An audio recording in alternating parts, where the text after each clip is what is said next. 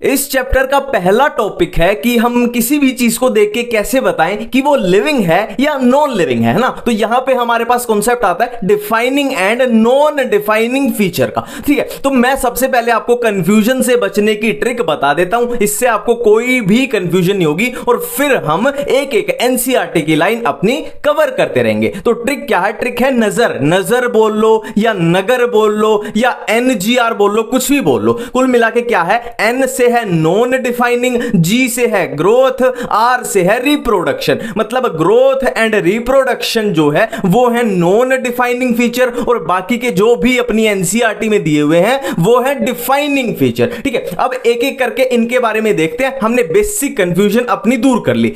अब सबसे पहला फीचर है ग्रोथ। ठीक है, तो सबसे पहला पॉइंट तो इसमें यही आता है कि ग्रोथ कैसा फीचर है, डिफाइनिंग फीचर है या नॉन डिफाइनिंग फीचर है। तो ये हम ऑलरेडी कर चुके हैं कि ग्रोथ कैसा फीचर है, नॉन डिफाइनिंग फीचर है। ठीक है, अब ग्रोथ के बारे में जो भी एनसीईआरटी में दिया हुआ है मैंने पूरा यहां पे चिपका दिया। ठीक है, फर्स्ट पॉइंट क्या बोलता है कि ट्विन कैरेक्टरिस्टिक ऑफ ग्रोथ कौन सी है? Increase in mass and increase in number, जो कि एक कॉमन सेंस है। ठीक है, नेक्स्ट है कि प्लांट में जो ग्रोथ होती है, प्लांट में ग्रोथ पूरी जिंदगी होती है, थ्रू आउट लाइफ प्लांट में ग्रोथ पूरी जिंदगी होती है। बट एनिमल्स में क्या है? Growth up to certain age, मतलब एक एज लिमिट तक होती है, उसके बाद ग्रोथ नहीं होगी। ठीक है, अब नेक्स्ट पॉइंट क्या बोलता है? ये क्या बोलना चाहता है? देखो, हमने बोला कि ग्रोथ नॉन डिफाइनिंग फीचर है, मतलब ग्रोथ डिफाइनिंग फीचर नहीं है। तो उसका रीजन क्या है? रीजन पूछ रहे हैं हमसे। तो सिंपल सी बात है, मान लो ये सैंड यानी रेत का ढेर है और ये रेत का ढेर इतना सा है अभी,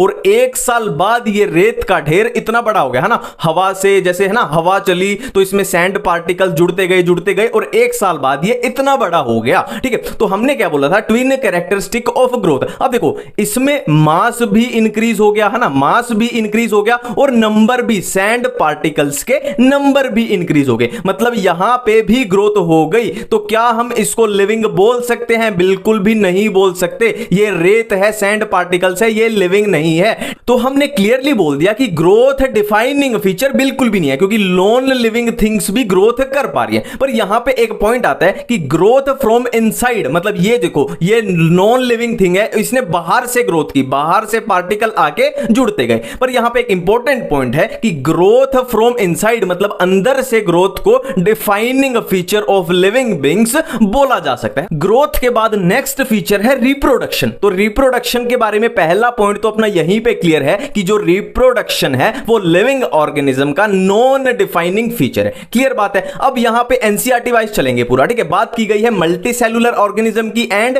यूनिसेलुलर ऑर्गेनिज्म की। तो मल्टी सेलुलर ऑर्गेनिज्म में सिंपल सी बात है, रिप्रोडक्शन क्या होता है? प्रोजेनी का प्रोडक्शन होना है ना, नई प्रोजेनी का प्रोडक्शन होगा, उसी को बोल रहे हैं रिप्रोडक्शन। ठीक है, सिंपल सी बात है। और यूनिसेलुलर ऑर्गेनिज्म जैसे कि बैक्टीरिया है, उनमें क्या होती है रिप्रोडक्शन? सिंपली क्या है? सेल डिवाइड करती जा रही है, 1 से 2 सेल बनी, 2 से 4, 4 से 8, ऐसे सेल पूरी डिवाइड करती जा रही है, उसी को हम बोल रहे हैं रिप्रोडक्शन। क्लियर बात है। अब देखो नेक्स्ट, ये सेक्सुअल रिप्रोडक्शन तो हमें पता ही है, वो गेमीट की फॉर्मेशन होती है, फर्टिलाइजेशन होती है, वो सब। और एसेक्सुअल रिप्रोडक्शन में ये कुछ एग्जांपल दिए हुए एनसीईआरटी में दिए हुए, इनको याद रखना। ठीक है, देखो फंजाई में एसेक्सुअल रिप्रोडक्शन स्पोर्स के थ्रू, यीस्ट एंड हाइड्रा में एसेक्सुअल रिप्रोडक्शन बडिंग के थ्रू, और प्लानेरिया में एसेक्सुअल रिप्रोडक्शन रीजनरेशन के थ्रू। ये याद रखना। ठीक है, अब नेक्स्ट पॉइंट है कि हमने बोला कि रिप्रोडक्शन जो है वो लिविंग ऑर्गेनिज्म का नॉन डिफाइनिंग फीचर है। अब वो हमसे रीजन पूछ रहे हैं कि तुमने किस बेस पे बोल दिया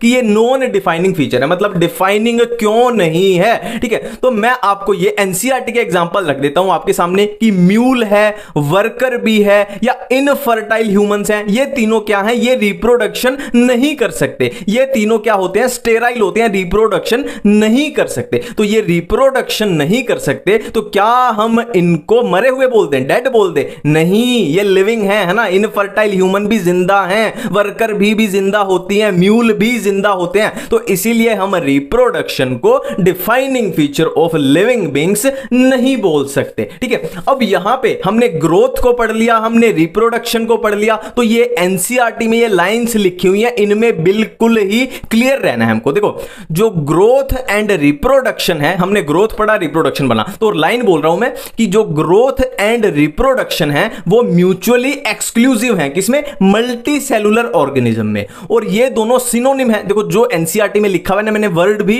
ऐसे के ऐसे लिखे हैं, म्यूचुअली एक्सक्लूसिव और सिनोनिम। सिनोनिम किसमें है? यूनिसेलुलर में। मतलब वो कहना क्या चाहता है कि मल्टी सेलुलर ऑर्गेनिज्म में ग्रोथ एंड रिप्रोडक्शन दो अलग अलग बात हैं, और यूनिसेलुलर ऑर्गेनिज्म में ग्रोथ एंड रिप्रोडक्शन लगभग एक ही बात है। ठीक है, और इसका एग्जांपल क्या है? देखो मल्टी सेलुलर ऑर्गेनिज्म मान लो कोई ह्यूमन ही मान लो, कोई छोटा सा बच्चा है, छोटा सा बच्चा है, आज वो 2 फुट का है और वो मान लो 20 साल बाद 6 फुट का हो जाएगा, तो उसने ग्रोथ तो कर ली, पर जरूरी नहीं है उसने रिप्रोडक्शन भी की हो ना, पर ग्रोथ उसने कर ली। तो बिल्कुल अलग चीजें हैं रिप्रोडक्शन और ग्रोथ। ठीक है, और यूनिसेलुलर ऑर्गेनिज्म जैसे कि बैक्टीरिया है, डिवाइड करता जा रहा है, डिवाइड करता जा रहा है, तो वही उसकी ग्रोथ है ना, नंबर बढ़ता जा रहा है, डिवाइड करता जा रहा है, और वही उसकी रिप्रोडक्शन है, लगभग सेम ही बात है। ठीक है, अब नेक्स्ट हम आते हैं मेटाबॉलिज्म पे। तो पहली बात, मेटाबॉलिज्म डिफाइनिंग फीचर है या नॉन डिफाइनिंग फीचर है? तो नॉन डिफाइनिंग वाले दो ही हैं, ग्रोथ एंड रिप्रोडक्शन। तो मेटाबॉलिज्म क्या हो जाएगा? Defining feature. ठीक है, अब यहां पे एक इंपॉर्टेंट लाइन एनसीईआरटी में लिखी हुई है कि जो मेटाबॉलिक रिएक्शंस होती हैं, ठीक है, मेरी लाइन ध्यान से सुनना,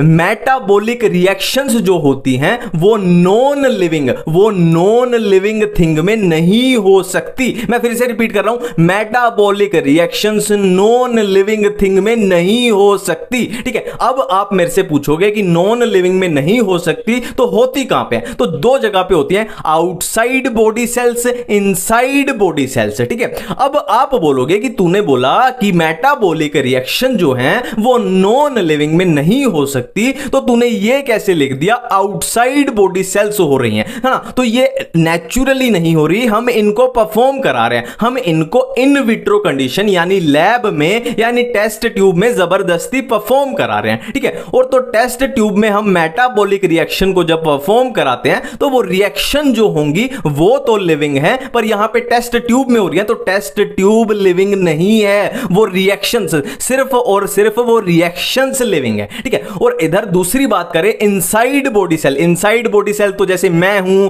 तुम हो, हमारे अंदर मेटाबॉलिज्म हो रही है, मेटाबॉलिक रिएक्शंस हो रही हैं, तभी तो हम जिंदा हैं। ठीक है, तो हमारे अंदर जो मेटाबॉलिक रिएक्शंस हो रही हैं यानी इनसाइड बॉडी सेल, वो रिएक्शन भी जिंदा हैं और हम यानी ऑर्गेनिज्म भी जिंदा है। ठीक है, अब लास्ट फीचर है कॉन्शियसनेस। अब इसमें याद रखने लायक बात क्या है कि कॉन्शियसनेस जो है डिफाइनिंग है या नॉन डिफाइनिंग है? तो अपनी इस ट्रिक से कवर हो गया कि ग्रोथ एंड रिप्रोडक्शन है नॉन डिफाइनिंग, तो कॉन्शियसनेस क्या हो गया? Automatically defining feature. तो पहली लाइन तो यही है, defining feature of living organism, defining feature है। क्लियर बात है। अब एक वर्ड आता है सेल्फ कॉन्शियसनेस। ठीक है, देखो कॉन्शियसनेस जो है वो तो सारे लिविंग ऑर्गेनिज्म में प्रेजेंट होगी, बट जो सेल्फ कॉन्शियसनेस है, मतलब जो सेल्फ अवेयरनेस है, वो सिर्फ ओनली एंड ओनली ह्यूमंस में प्रेजेंट होगी। ये एनसीईआरटी में लिखा हुआ है, ओनली ह्यूमंस में होगी।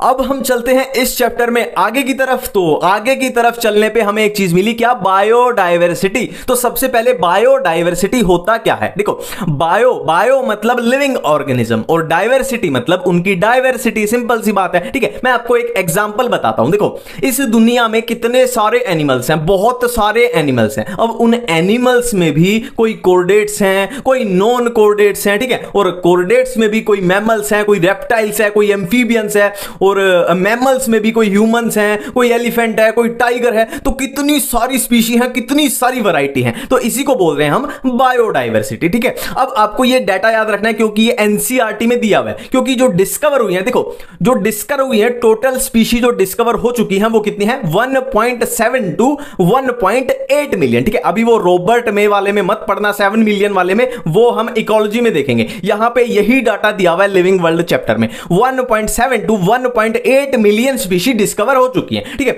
अब मजे की बात है कि इतनी मिलियन, इतनी सारी स्पीशी हैं, तो मैं आपको बोल दूं कि भाई एक कॉकरोच पकड़ के लाओ, है ना, वो एक कॉकरोच पकड़ के लाओ। अब इतनी मिलियन स्पीशी में आपको कैसे पता लगेगा कि कॉकरोच क्या है? कॉकरोच एनिमल है या कॉकरोच प्लांट है? कॉकरोच कोर्डेट है, नॉन कोर्डेट है, मैमल है, एम्फीबियन है, वो उड़ता है, दौड़ता है, भागता है, आपको कैसा पता लगेगा? तो इसी चीज को आसान करने के लिए हमें क्या करना पड़ेगा, एक डिवीजन करनी पड़ेगी, है ना, कि प्लांट ये होते हैं, एनिमल ये होते हैं, एनिमल में भी कोर्डेट ये हैं, नॉन कोर्डेट ये हैं, है ना, और कोर्डेट में भी मैमल ये हैं, एम्फीबिया ये हैं। तो एक डिवीजन की बहुत सख्त जरूरत है, ठीक है। तो अब हम जा रहे हैं उस डिवीजन की तरफ, ठीक है। तो इसमें सबसे पहला स्टेप क्या है कि कोई भी ऑर्गेनिज्म है, कोई भी लिविंग ऑर्गेनिज्म है, सबसे पहले हम उसकी करेक्ट डिस्क्रिप्शन करेंगे। मैं एनसीईआरटी का वर्ड बोल रहा हूं, ये करेक्ट डिस्क्रिप्शन करेंगे, जिसको हम बोलते हैं आइडेंटिफिकेशन। सबसे पहले आइडेंटिफाई करेंगे, ठीक है,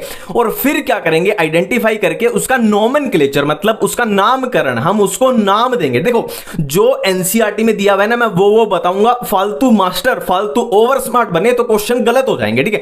करेक्ट डिस्क्रिप्शन यानी आइडेंटिफिकेशन करेंगे, फिर करेंगे उसका नामकरण यानी नोमेनक्लेचर। अब नोमेनक्लेचर में हमारी एनसीईआरटी में अच्छी खासी चीजें दी हुई हैं, बहुत सारी, क्या उनको करते हैं। सबसे पहले आईसीबीएन, आईसीजेडएन। आईसीबीएन क्या है, international code for botanical nomenclature, और आईसीजेडएन क्या है, international code for zoological nomenclature. इतनी बातें ये क्लियर कट अपना क्लियर है। अब नोमेनक्लेचर में एक बहुत अच्छा कॉन्सेप्ट आता है, बायोनोमियल नोमेनक्लेचर, ठीक है। अब आप में से कई बोल रहे होंगे कि ये बायोनोमियल नहीं है, ये बायनोमियल है। तो मैंने जानबूझ के लिखा है क्योंकि मैं आपको एक कोचिंग का एक्सपीरियंस बताता हूं मेरा, कि पहला ही ऑप्शन था बायोनोमियल और तीसरा चौथा ऑप्शन था बायनोमियल। तो मैं तीसरे चौथे ऑप्शन तक पहुंचा ही नहीं, मैंने पहला ऑप्शन देखा कि यार मजे आ गए, ऑप्शन मिल गया, आंसर मिल गया, बायोनोमियल। वैसे नीट में इस टाइप का क्वेश्चन नहीं आएगा, पर फिर भी कंफ्यूजन ना हो तो मैंने बता दिया, है ना, और बाकी आपको क्लियर हो जाएगा। तो ये बायोनोमियल नहीं है, ये जानबूझ के लिखा गया है, ये है बायनोमियल।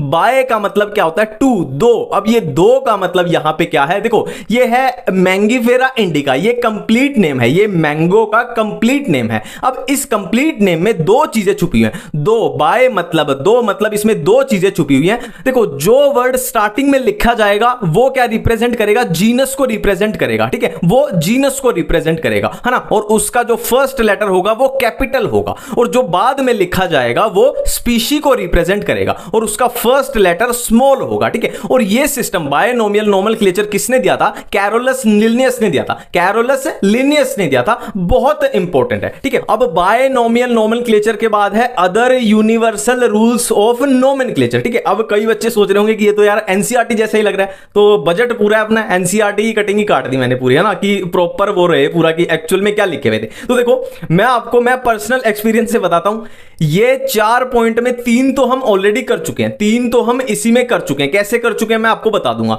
पर जो ये पहला पॉइंट है ना, ये चाहे समझ आए ना आए, ये आपको ऐसे का ऐसे याद होना चाहिए। इन 3 में कोई दिक्कत नहीं होगी, ये ऑटोमेटिक है। ये पहला पॉइंट क्वेश्चन गलत कराएगा, जो इसमें लैटिन, इटैलिक्स ये वर्ड लिखे ना, ये पूरा A to Z ऐसे ही इसको याद करना है। ये मैं सही बता रहा हूं, ये कंफ्यूजन क्रिएट कर देता है, ठीक है। अब देखो सेकंड पॉइंट क्या कहता है, the first word in a biological name represent the genus while the second component denotes the specific epithet. ये हम ऑलरेडी कर चुके हैं, तो ये फर्स्ट नेम होगा वो जीनस को, और ये सेकंड वाला क्या है, स्पीशी को रिप्रेजेंट करेगा, ठीक है। अब क्या है, both the word in a biological name when handwritten are separately underlined and printed in italics to indicate their Latin origin. मतलब सिंपल सी बात है, ये हमने दोनों नेम को अलग अलग लिखा है, अलग अलग लिख के क्या कर देंगे, इनको अंडरलाइन कर देंगे, अंडरलाइन कर देंगे, इतनी सी बात है।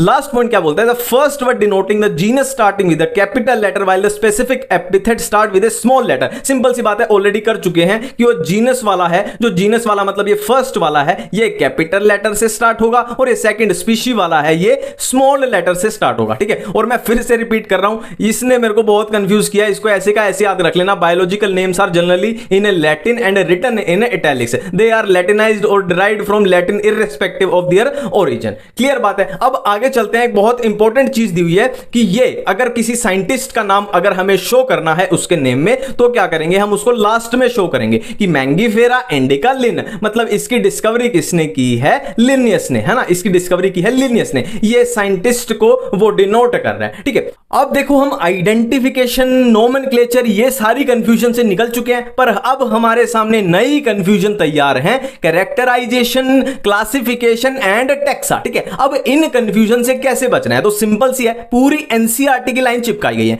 कि based on characters organisms are classified into different taxa. अब या तो इसको याद करते रहो या इसको समझ लेते हैं। देखो ये एक ऑर्गेनिज्म है, ये एक ऑर्गेनिज्म है, तो मैं आपको बोल रहा हूं कि ये ऑर्गेनिज्म दौड़ सकता है, ये ऑर्गेनिज्म सांस लेता है, ये ऑर्गेनिज्म भाग भी सकता है। ठीक है, तो आप इजीली बता दोगे, है ना। ये प्लांट तो बिल्कुल भी नहीं है क्योंकि ये दौड़ सकता है, भाग सकता है, तो ये एक एनिमल होना चाहिए, ये एक एनिमल होना चाहिए। तो हमने दौड़ना, भागना, सांस लेना, ये सब क्या थे, इसके कैरेक्टर्स थे, ये सब इसके कैरेक्टर्स थे। तो हमने बेस्ड ऑन कैरेक्टर्स इसको, इस ऑर्गेनिज्म को क्या कर दिया, क्लासिफाई कर दिया। Organisms are classified into different taxa, हमने इसको क्लासिफाई कर दिया किसमें, एनिमल में। तो यहां पे एनिमल क्या है, एक तरीके का टेक्सा है। ठीक है, अब मैं नेक्स्ट बात आगे बोलता हूं कि इस ऑर्गेनिज्म के पास मेमोरी ग्लैंड प्रेजेंट है। ठीक है, इस ऑर्गेनिज्म के पास मेमोरी ग्लैंड प्रेजेंट है। तो हमारा एनिमल तो बिल्कुल क्लियर हो चुका था, तो हम मेमोरी ग्लैंड के बेस पे इजीली बोल सकते हैं कि ये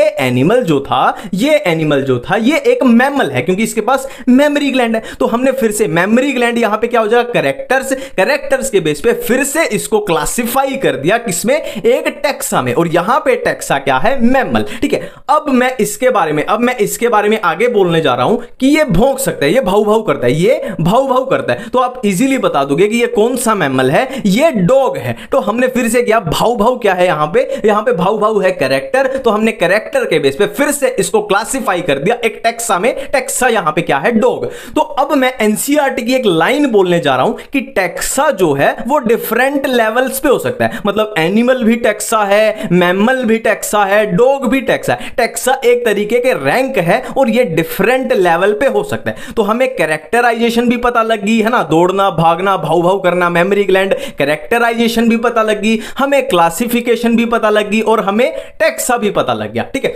अब ये जो भी हमने किया, ये जो भी जड़ी बूटी सामग्री हमने की, मिला जुला के की, हम यहां पे टेक्सा तक पहुंच गए। इस सबको मिला जुला के क्या बोलते हैं, टेक्सोनोमी। इस सबको मिला जुला के क्या बोलते हैं, टेक्सोनोमी। अब यहां पे एक बहुत इंपॉर्टेंट चीज आती है, सिस्टमैटिक्स। ठीक है, हमने क्या देख ली, हमने टेक्सोनोमी देख ली कि क्या होती है।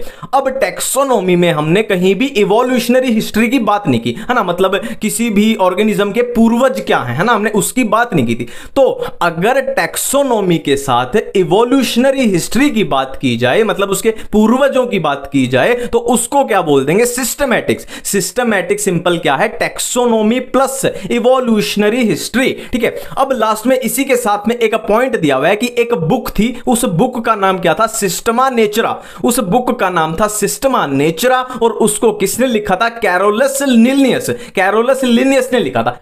नेक्स्ट अब हम आते हैं टेक्सोनोमिकल हियरार्की की तरफ। देखो इसकी आपकी पहले से कोई ट्रिक है तो बहुत अच्छी बात है, और अगर नहीं है तो सिंपल सी ट्रिक बताता हूं। जो कोहली है वो क्रिकेट खेलता है कहां पे, फ्लैट ग्राउंड सरफेस पे। ठीक है, कोहली फ्लैट ग्राउंड सरफेस पे क्रिकेट खेलता है। Kohli pledge cricket on flat ground surface. Kohli pledge cricket on flat ground surface, simple है। ठीक है, अब क्या हो जाएगा, देखो के से किंगडम, पी से फाइलम, सी से क्लास, ओ से ऑर्डर, एफ से फैमिली, जी से जीनस, एस से स्पीशी। ठीक है, अब यहां पे एक चीज ध्यान रखेंगे, जो पी से हमने फाइलम किया है, फाइलम होता है एनिमल्स के लिए। एनिमल किंगडम में हम करते हैं ना, फाइलम अर्थ्रोपोडा, फाइलम एनिलिडा। ठीक है, और अब प्लांट्स में क्या हो जाएगा, फाइलम की जगह डिवीजन, प्लांट्स में हो जाएगा डिवीजन हो जाएगा। क्लियर बात है। ठीक है, अब इनके बारे में जो एनसीईआरटी में पहरा दिए हुए हैं कि ऑर्डर के बारे में दिया हुआ है, फैमिली के बारे में, फाइलम के बारे में, जीनस के बारे में, ठीक है, उनमें जो याद करने की चीजें हैं मैंने पूरा उसका जूस निकाल दिया। ठीक है, जैसे स्पीशी से स्टार्ट करते हैं। स्पीशी में याद करने की चीजें क्या है, बहुत सिंपल है। देखो ये कुछ साइंटिफिक नेम एनसीईआरटी में दिया हुआ है, इसमें सिंपली हमें क्या बताना है कि इसमें स्पीशी क्या है ना। देखो मैंगीफेरा इंडिका में इंडिका जो है स्पीशी डिनोट कर रहा है। सोलेनम ट्यूबरोसम में जो ट्यूबरोसम है वो स्पीशी है, और इसमें लियो स्पीशी है, और इसमें सेपियंस जो है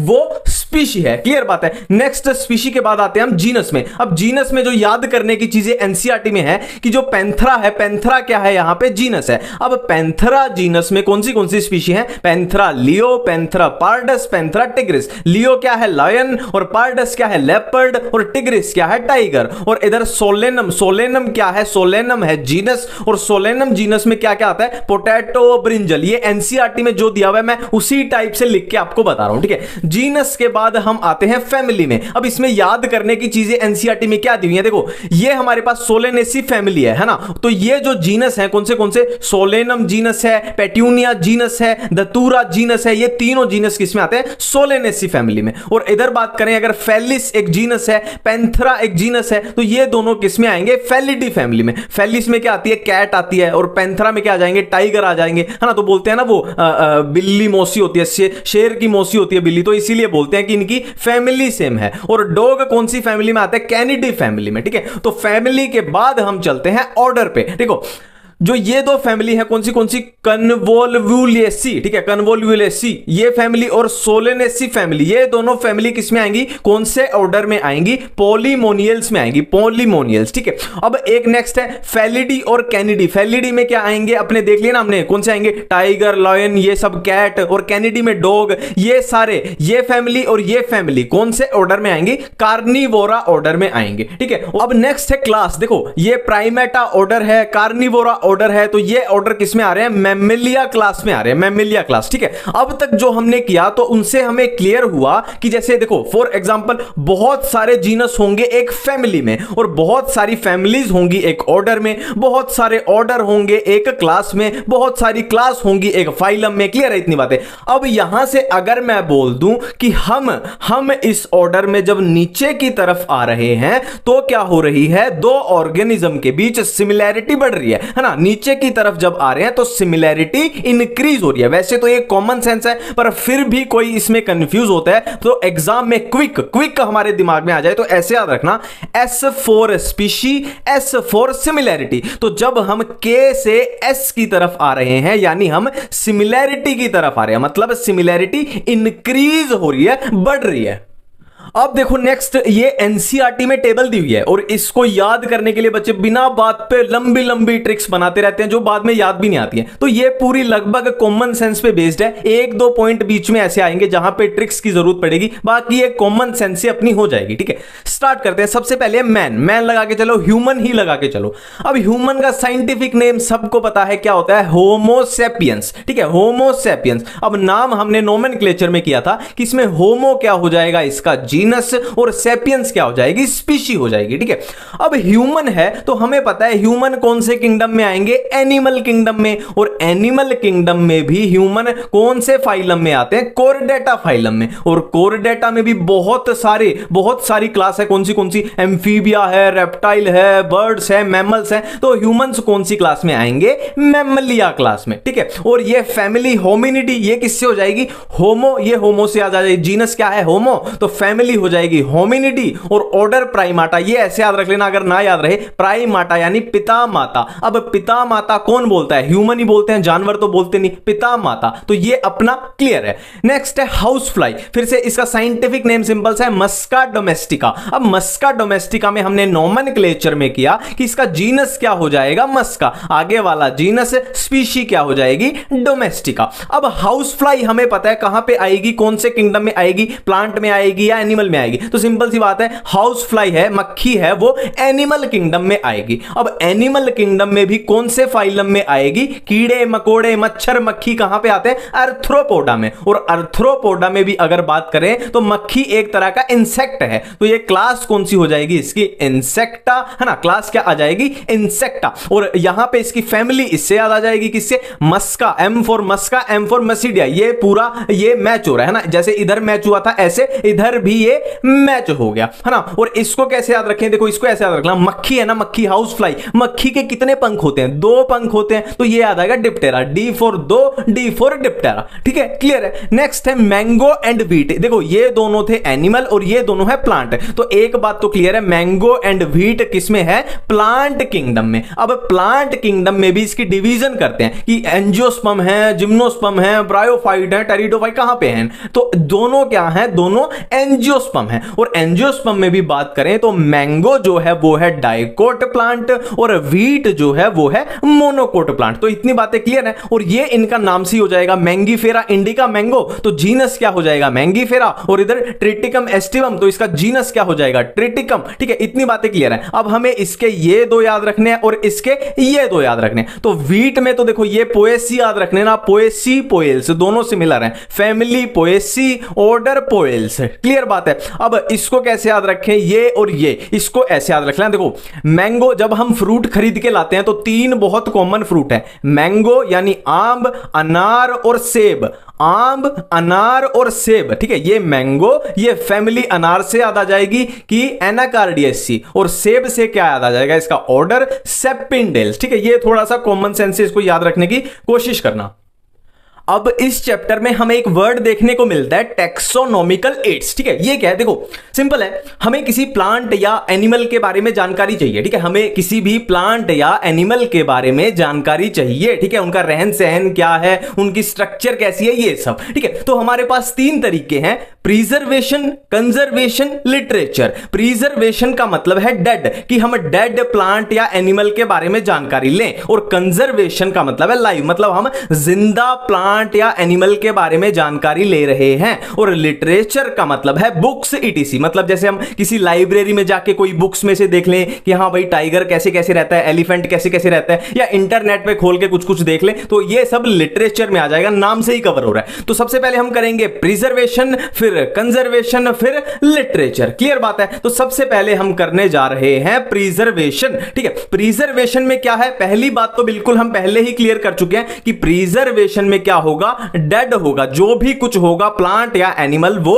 डेड होगा। ठीक है, तो प्रिजर्वेशन के अंदर आई दो चीजें, हर्बेरियम एंड म्यूजियम। अब मजे की बात क्या है, देखो हर्बेरियम इसके नाम में आ रहा है हर्ब, हर्ब, और हर्ब वर्ड किससे रिलेटेड है, प्लांट के, तो हर्बेरियम होता है प्लांट्स के लिए। और प्रिजर्वेशन हम ऑलरेडी कर चुके हैं, डेड वर्ड यूज करना है, तो डेड प्लांट्स के लिए हर्बेरियम, और म्यूजियम क्या है, डेड प्लांट्स प्लस एनिमल्स। ये एनसीईआरटी में लिखा हुआ है, ध्यान रखेंगे। हर्बेरियम हर्ब वर्ड आ रहा है, तो हर्बेरियम में सिर्फ होंगे प्लांट्स और म्यूजियम में होंगे प्लांट्स प्लस एनिमल। अब हर्बेरियम एंड म्यूजियम आ रहे हैं प्रिजर्वेशन के अंडर, तो ये तो कॉमन सेंस की बात है, dead plants plus animals, clear बात है। अब हर्बेरियम में एनसीईआरटी में क्या क्या लिखा हुआ है, कि सिंपल सी बात है, हर्बेरियम को ऐसे याद रखो, ये है ना कोई भी कॉपी होती है ना, बुक होती है, हम स्कूल में नहीं करते थे कि वो पत्ता रख देते थे, वो कौन सा होता है, मोर पंखी रख देते थे और चिपका देते थे, तो कुछ ऐसा ही है, ड्राइड एंड प्रेस, मतलब सुखा के और बीच में ऐसे कॉपी के बीच में पूरा दबा देंगे, तो यही है।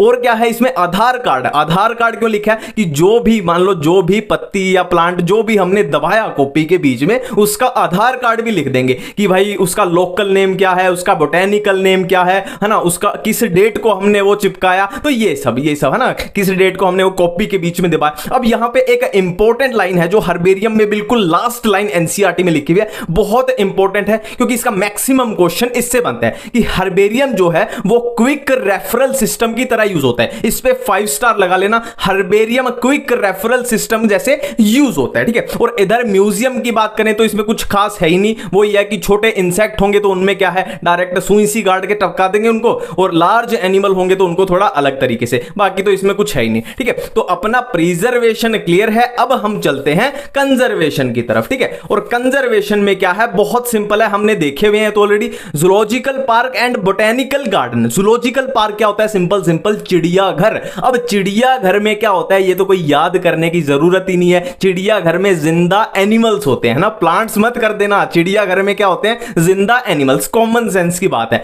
और बोटेनिकल गार्डन भी कॉमन सेंस की बात है कि जिंदा प्लांट्स होते हैं। अब यहां पे जो क्वेश्चन बनता है बहुत अच्छा, वो ये है कि 3 बोटेनिकल गार्डन एनसीईआरटी में दिए हुए हैं, Q botanical garden, Indian botanical garden and national botanical garden. ठीक है, अब इनको कैसे याद करें, देखो बहुत सिंपल है, कुछ भी कंफ्यूजन नहीं है। क्यू तो ऐसे याद रख लेना, क्यू थोड़ा इंग्लिश सा वर्ड लग रहा है, देखो ये दोनों है क्या, इंडियन है भारतीय, ये थोड़ा इंग्लिश सा वर्ड लग रहा है, तो ये हो गया इंग्लैंड में। और इंडियन और नेशनल की कंफ्यूजन से कैसे बचना है, देखो नेशनल जो वर्ड है उसमें लेटर आ रहा है एल, नेशनल में आ रहा है एल, एल फॉर नेशनल, और ये फॉर एल से एल मैच करा देना लखनऊ, और ये हो हो जाएगा हावड़ा में। क्लियर बात है, तो अपना कंजर्वेशन भी बिल्कुल क्लियर है। अब चलते हैं हम लिटरेचर की तरफ। ठीक है, अब लिटरेचर में क्या क्या आता है ये पूरा अपनी एनसीईआरटी में दिया हुआ है। ठीक है, लिटरेचर में क्या क्या आ जाएगा, फ्लोरा, मैनुअल, मोनोग्राफ, कैटालॉग्स। अब इनकी ऐसी ट्रिक बताऊंगा कि ये आपको आज के बाद नहीं भूलने वाले।